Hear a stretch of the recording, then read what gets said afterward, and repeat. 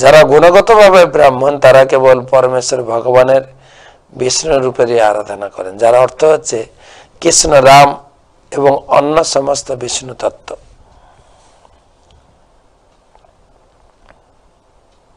তথাকথিত সমস্ত ব্রাহ্মণেরা যাদের ব্রাহ্মণ পরিবারে জন্ম হয়েছে কিন্তু যাদের কার্যকলাপ বৈষ্ণব বিরোধী, তাদেরকে ব্রাহ্মণ বলে স্বীকার করা হয় না,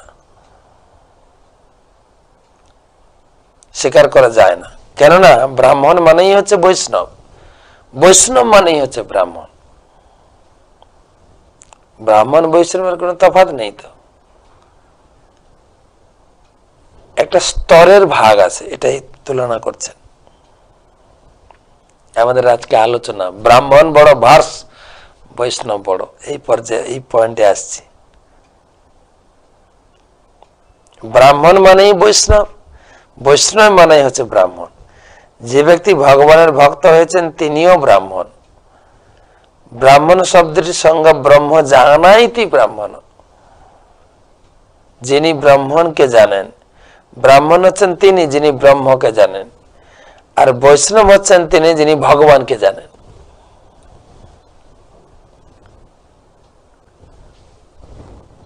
কয়েকদিন আগে একটা প্রশ্ন এসেছিল,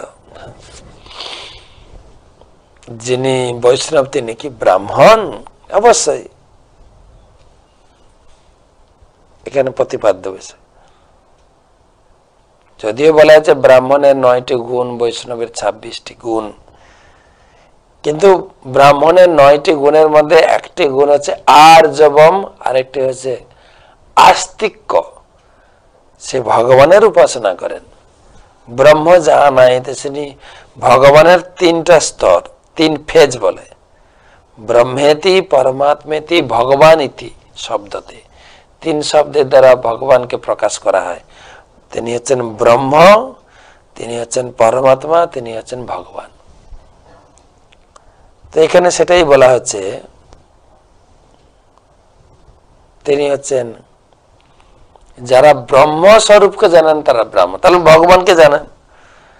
আর যারা সর্বশ্রেষ্ঠ ভগবান স্বরূপকে জানেন তারা হচ্ছেন বৈষ্ণব। তো যদি কেউ বৈষ্ণব, শুদ্ধ বৈষ্ণব হতে পারেন, তিনি ব্রাহ্মণ থেকে অনেক ঊর্ধ্বে। আরো বিস্তারিত জানার জন্য একবার ঠাকুর মহাশয়, শিল ভক্তিবিনোদ ঠাকুর মহাশয়ের জীবনীতে দেখা যায়, বৈষ্ণব ধর্ম তো প্রায় লুপ্ত হয়ে গেছিল মহাপ্রভু যাওয়ার পরে। শিল ভক্তিবিনোদ ঠাকুর চৈতন্য চরিতামৃত আদি গ্রন্থ পড়ে তিনি বৈষ্ণব ধর্মের পুনরুদ্ধার করেছেন। তখনকার দিনে ব্রাহ্মণ সমাজ, তাদের যে সংস্কার পুরো চেঞ্জ হয়ে গেছিল।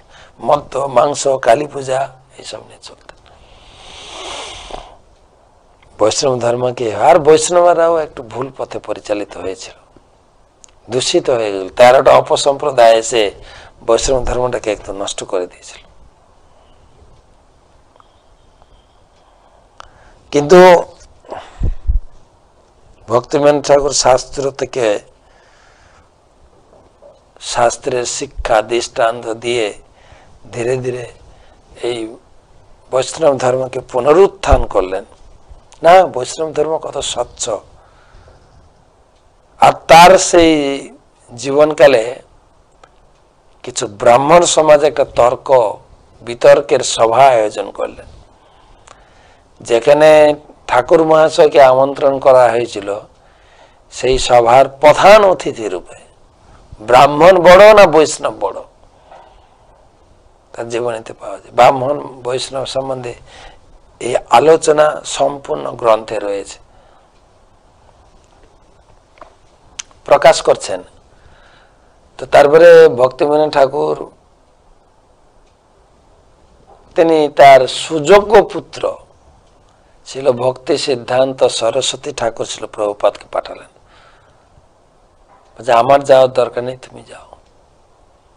ভক্তিবিনোদ ঠাকুর সেই সভাটা এড়িয়ে গেলেন। তিনি বিমলা প্রসাদ শ্রী ভক্তি সিদ্ধান্ত সরস্বতী ঠাকুরকে পাঠালেন এই বিতর্ক সভার আয়োজন হয়েছিল মেদিনীপুরের বালিগাইতে, বইটি পাওয়া যায় এখন। তো সেখানে প্রথমে শিল ভক্তি সিদ্ধান্ত সরস্বতী ঠাকুর শাস্ত্রের বহু প্রমাণ এবং শ্লোক উদ্ধৃত করে ব্রাহ্মণের প্রশংসা করলেন। ব্রাহ্মণ কত শ্রেষ্ঠ, ভগবানের কত প্রিয়। সভাসদ যত বিদ্বান পণ্ডিত সকলে ছিলেন, হাততালি আর হাততালি ব্রাহ্মণদের পক্ষ থেকে। যারা বৈষ্ণব ছিলেন তারা চিন্তা করছেন, আরে ভক্তি সিদ্ধান্ত সরস্বতী ঠাকুর এসছেন, বৈষ্ণবকে প্রতিষ্ঠা করা যায়, ব্রাহ্মণদের জয় জয়। তো তাদেরকে জয় জয়কার করে ধীরে ধীরে এবারে ব্রাহ্মণ সম্বন্ধে দর্শন প্রদান করার পরে তিনি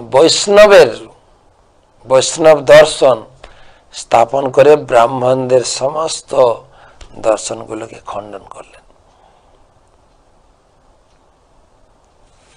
ধীরে ধীরে প্রমাণ করে তিনি খাড়া করলেন বৈষ্ণবরাই হচ্ছেন শ্রেষ্ঠ।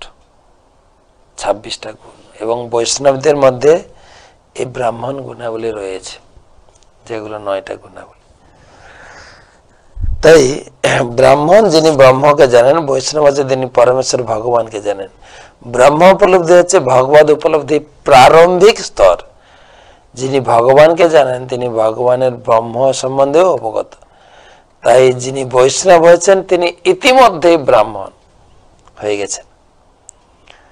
এখানে লক্ষ্য করার বিষয় যে এই অধ্যায়ে ভগবান স্বয়ং ব্রাহ্মণদের মহিমা বর্ণনা করেছেন,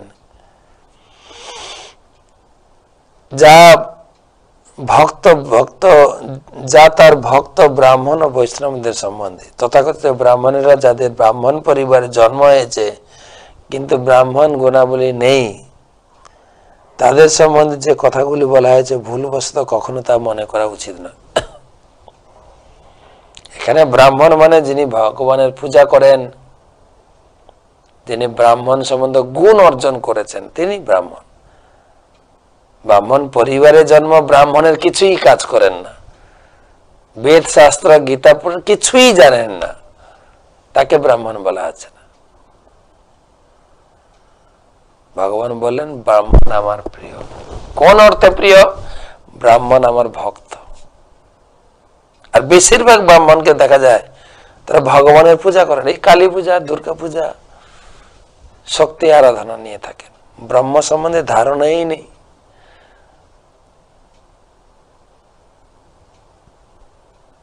চৈতন্য ভাগবত আদিতে গরুর পুরাণের দৃষ্টান্ত দিয়ে বলা আছে, কলিযুগের ব্রাহ্মণ সকল, কলিযুগের বিপ্র সকল ব্রাহ্মণের ঘরে জন্মিবে সুজনের হিংসা করিবারে। অন্যান্য যুগে যে সমস্ত অসুররা মারা যাননি তারা ব্রাহ্মণ করে জন্মগ্রহণ করে। কেন না? সুজন বৈষ্ণবের হিংসা করার জন্য। এটা চৈতন্য ভাগবত প্রমাণ শ্লোক।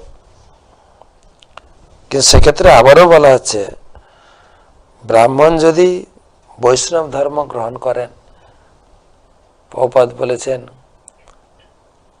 যে সোনার আংটিতে হিরে বসানোর মতো, তাদের জন্মটা তো ব্রাহ্মণ, সংস্কার রয়েছে।